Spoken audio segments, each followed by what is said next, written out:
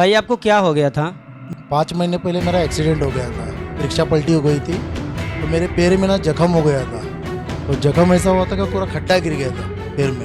तो उसमें से ना लस आती थी, बहुत लस आती थी, पैंट भीग जाती थी। यानी कि उसमें से पस निकलता था। बहुत पैंट में पूरा लस आती थी। एक डॉक्टर के पास गया मैं और डॉक्टर को दिखाया मैंने पाँव। वो तो बोलता ये कोई नहीं अच्छा कर सकता बोलते, इसके लिए तुमको एक डॉक्टर के ऊपर नाम बताता हूँ, उधर जाओ और उधर जाके वो दिखाओ, क्योंकि तुम्हारे पैर में ना वो मांस है ना, मांस में पॉइजन हो गया है और उसकी वजह से पूरा पैर पॉइजन फैलने लग गया है। तो इसके वजह से तुम्हारा पैर काटना भी पड़ेगा।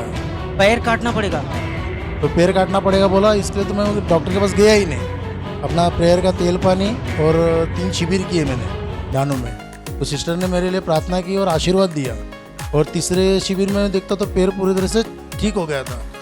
और फिर उसके बाद में मैं ऐसा ही करता रहा। और अभी सिस्टर ने अभी प्रवचन में बताया ना, जख्म होता है तो फिर लस से पैंट भीग जाती है।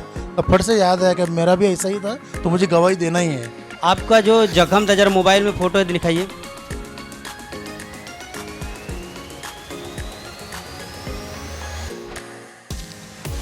कैमरे के सामने कीजिए। आप देखिए इनके पैर में ये जख्म है जो पॉइजन बन गया था, जो बड़ा जख्म हुआ है। कौन से पैर में हुआ था जरा दिखाइए, जरा पैंट ऊपर कीजिए।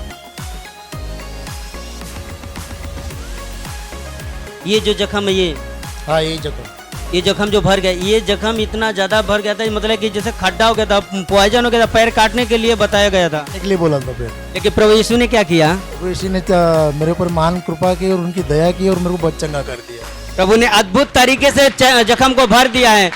डॉक्टर ने बताया था काटने के लिए, लेकिन प्रभु ने महान अनुग्रह किया, इस जख्म को भर दिया। प्रभु ने अच्छा किया है। आप लोग जोरदार तालियां बजा के प्रभु यीशु का धन्यवाद दीजिए।